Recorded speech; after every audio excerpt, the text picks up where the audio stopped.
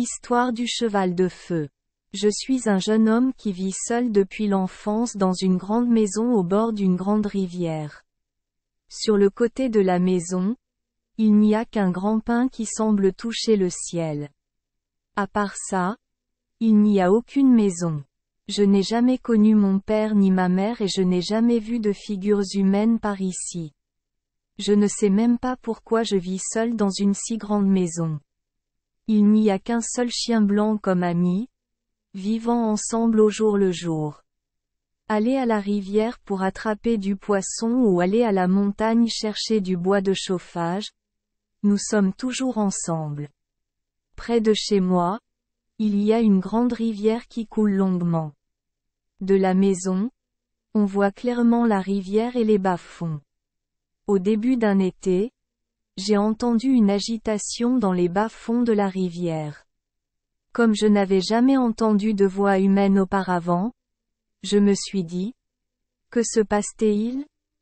J'ai percé le mur de la maison composite avec un trou de la taille d'un doigt et j'ai ensuite regardé la plage peu profonde. Ce bruit venait des filles. Un groupe de filles se baignait et jouait dans la rivière, l'air très heureux. Sur un rocher voisin, les vêtements étaient arrondis et bien rangés. Elle doit être la fille des dieux. J'étais tellement enchantée par ces belles filles que j'ai oublié que je n'étais qu'un mortel. Je me suis dit, quelle fille devrais-je choisir? Choisir comme épouse? J'ai quitté doucement la maison. Je me suis approchée du rocher où se trouvaient des vêtements. J'en ai pris un en cachette et je suis rentrée chez moi. Après cela, j'ai continué à observer les filles depuis la brèche dans le mur de roseaux. Les filles du dieu ne savaient rien et étaient occupées à jouer jusqu'à l'après-midi. Quand il faisait complètement noir, les filles ont emballé leurs vêtements. À ce moment-là, les filles se sont rendues compte qu'il manquait un ensemble. Les filles se sont dispersées pour le chercher mais n'ont pas pu le trouver. Finalement, en regardant autour d'elles, les filles ont découvert ma maison. Je pense encore, que va-t-elle faire?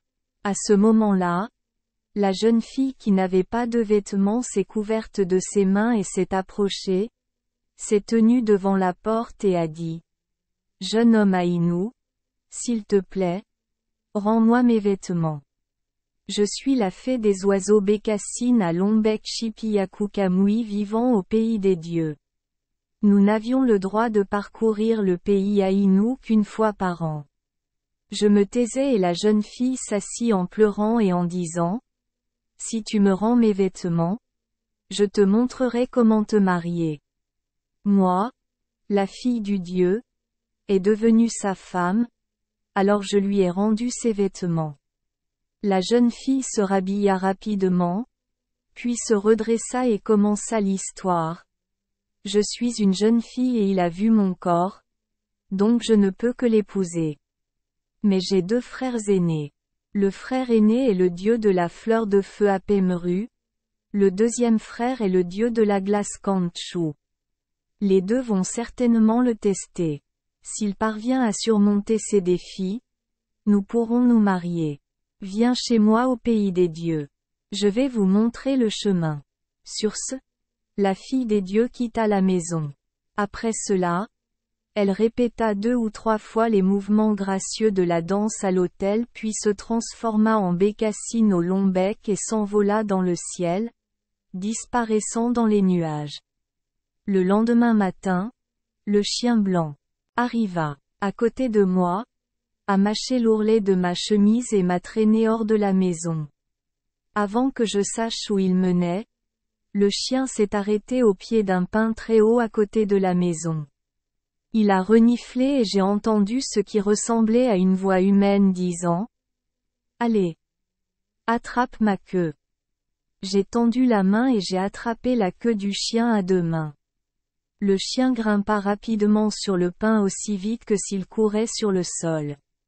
En courant, l'arbre s'est incliné à droite et à gauche.